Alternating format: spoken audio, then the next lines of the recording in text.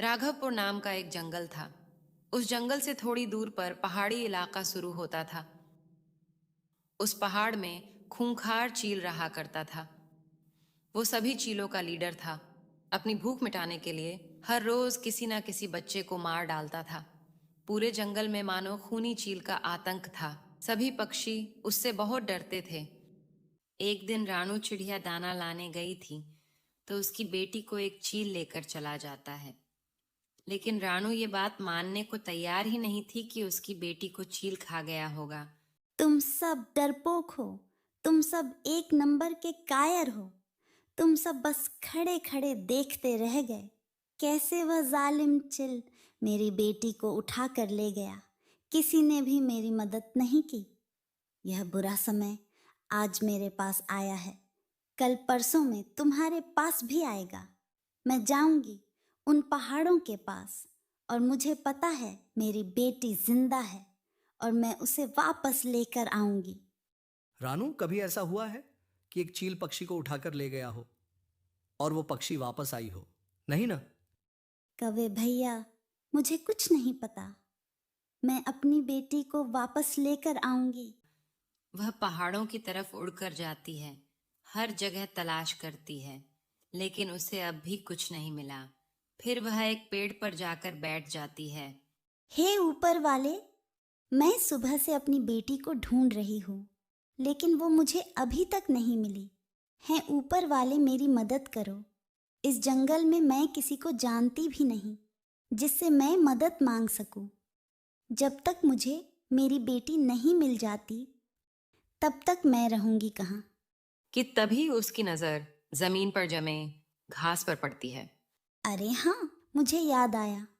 मेरी माँ ने मुझे घास का घोंसला बनाना सिखाया था। क्यों ना मैं इसी घास से अपना घोंसला बना लेती हूँ। वैसे भी मैं उस जंगल में घोंसला बनाकर ही तो रहती हूँ। रानू चिड़िया नीचे पड़े घास से अपना घोंसला बनाने लगती है।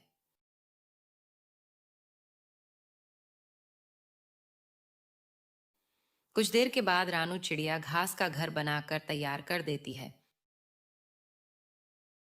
पास में ही एक दूसरे पेड़ पर गोलू कबूतर अपनी पत्नी के साथ रहता था। रानू को वहां देखकर उसके पास आया और बोला, चिड़िया बहन, तुम दूसरे जंगल से आई हो ना?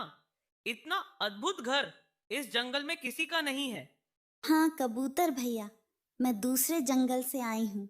चील मेरे बच्चे को उठाकर ले गया है और वह चील इसी तरफ आया था। मैं उस जंगल से आते आते थक गई थी, इसीलिए मैं सोची कि क्यों ना यहीं पर एक घर बनाकर यहीं से अपनी बेटी की तलाश करूं। चिड़िया बहन, मुझे यह जानकर बहुत दुख हुआ, लेकिन वह जालिम चील उस नन्ही जान को खा गया होगा।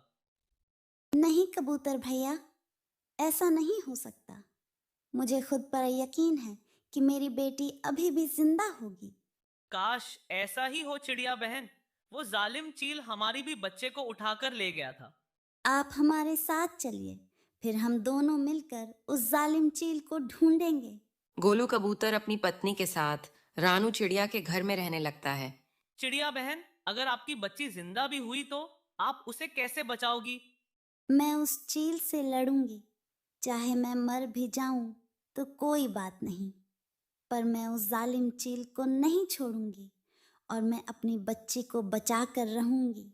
ठीक है चिड़िया बहन, हम दोनों आपकी मदद करने के लिए तैयार हैं। अब बस पता चल जाए कि कहाँ है वो जालिम चील। सुबह होते ही वो तीनों पहाड़ों की तरफ निकल जाते हैं। ऐसा करो, तुम दोनों इस पेड़ पर बैठो ताकि मैं देख लूं कि चील है भी या नहीं। फिर गोलू कबूतर चीलों के अड्डों पर पहुंच जाता है। अरे मैं ये क्या देख रहा हूं? उस चिड़िया की बच्ची तो जिंदा है। मुझे यह बात जल्दी से चिड़िया को बताना होगा। चिड़िया बहन, तुम्हारी ममता सही थी। तुम्हारा विश्वास सच्चा था।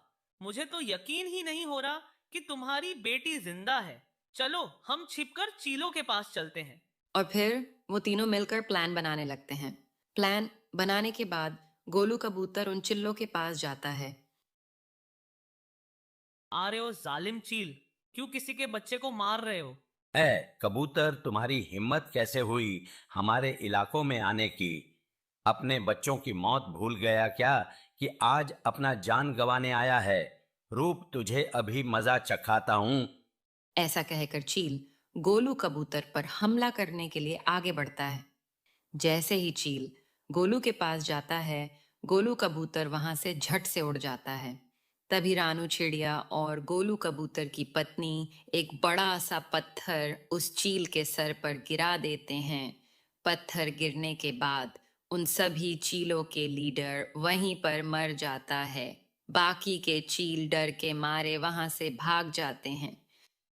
मेरी बेटी, तुम ठीक तो हो ना? हाँ माँ, मैं बिल्कुल ठीक हूँ, मुझे कुछ नहीं हुआ। गोलू भैया, मैं आपको बहुत बहुत धन्यवाद करना चाहती हूँ। अगर आप ना होते तो मैं अपनी बेटी को नहीं बचा पाती। आप दोनों मेरे लिए बहुत बड़ा काम किए हो। मैं आपको अपना घर दे रही हूँ, आप लोग उसमें अच्छे से रहिएगा। मैं आप दोनों से मिलने के लिए आती रहूंगी। इतना कहकर रानू चिड़िया अपनी बेटी को लेकर वापस अपने जंगल आ जाती है। अरे रानू चिड़िया, मुझे तो यकीन ही नहीं हो रहा, आप वापस जंगल आ गई, वो भी अपनी बेटी को लेकर।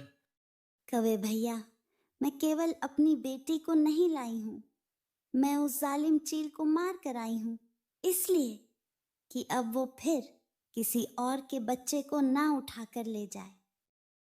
ऐसा कहकर रानू चिड़िया वहां से चली जाती है।